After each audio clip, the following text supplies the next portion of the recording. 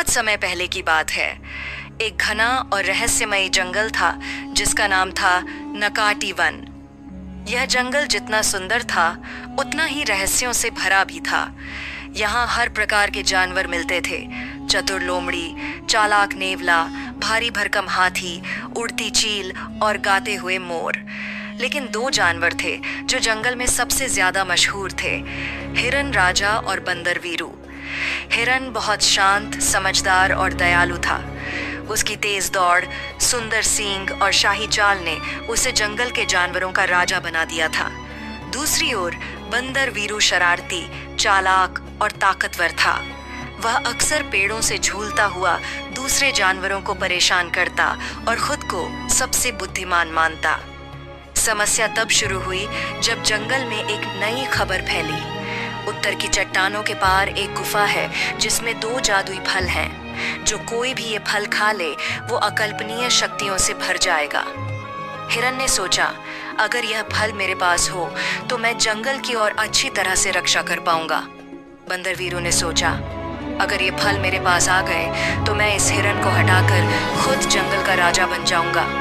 दोनों बिना एक दूसरे को बताए उत्तर की ओर निकल पड़े।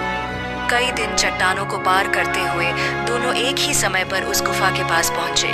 गुफा के अंदर हल्की रोशनी चमक रही थी और बीचों बीच दो चमकते हुए फल रखे थे, एक सुनहरा, दूसरा नीला। जैसे ही हिरन और बंदर ने एक दूसरे को देखा, दोनों चौकन्ने हो गए। ये फल मेरे हैं, हिरन ने गूंजती आवाज में कहा। तेरा जंगल पर राज अब खत्म है हिरन, ये मेरी ताकत का समय है, बंदर गरजा। बिना एक शब्द और बोले दोनों फल उठाकर खा गए। कुछ ही क्षणों में दोनों का शरीर बदलने लगा।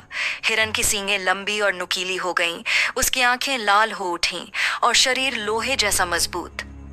बंदर भी अब एक विशाल गोरिल्ला जैसा लगने लगा। उसकी बाहें इतनी बड़ी हो गईं कि वो एक ही झटके में पेड़ों को उखाड़ सकता था।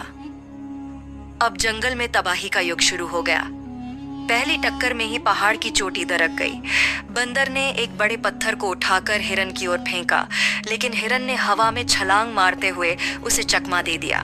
फिर हिरन ने अपनी नुकीली सींगों से बंदर के कंधे पर वार किया, जिससे खून की धार बहने लगी। बंदर गुस्से में दहाड़ा और अपने दोनों हाथों से हिरन को पकड़कर पेड़ से दे मारा। जंगल के सभी जानवर दूर खड़े होकर इस विनाशकारी युद्ध को देख रहे थे। हर पेड़ हिल रहा था, पक्षी डर से उड़ चुके थे और जंगल का हर कोना थर्रा उठा था। कई घंटे तक दोनों के बीच जोरदार युद्ध चला। कभी बंदर भारी पड़ा, कभी हिरन की फुर्ती हावी हो जाती। लेकिन जैसे जैसे समय बीतता गया, हिरन की सांसें थमने लगी। उसकी आंखों में अब थकान झलक रही थी। आखिरी झटका तब लगा जब बंदर ने एक विशाल पेड़ को उखाड़कर पूरे बल से हिरन पर दे मारा। हिरन चीखते हुए जमीन पर गिर पड़ा।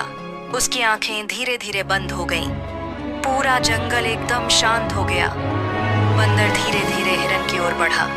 उसने देखा उसका सबसे बड़ा प्रतिद्वंदी अब हमेशा के लिए शांत हो गया था, लेकिन विजय की खुशी उसके चेहरे पर नहीं थी। उसे याद आया कि यही हिरन कभी उसकी मदद करता था जब वह घायल था। वही हिरन जिसने उसे फल की तलाश में चेताया था, लेकिन वह अपने लालच में सब भूल गया।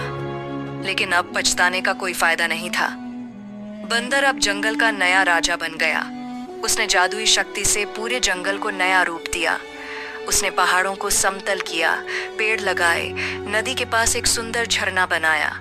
लेकिन हर बार जब वह अपनी जीत का जश्न मनाने जाता, उसे हिरन की आंखें याद आ जाती, वो शांत, समझदार और उदार आंखें। समय बीता, जंगल फिर से हरा भरा हो गया, लेकिन जानवरों के दिल में वह भयानक युद्ध हमेशा के लिए बस गया। आज भी नकाटी वन के एक कोने में एक चट्टान पर दो मूर्तियां खुदी हुई हैं, एक हिरन की और एक बंदर की।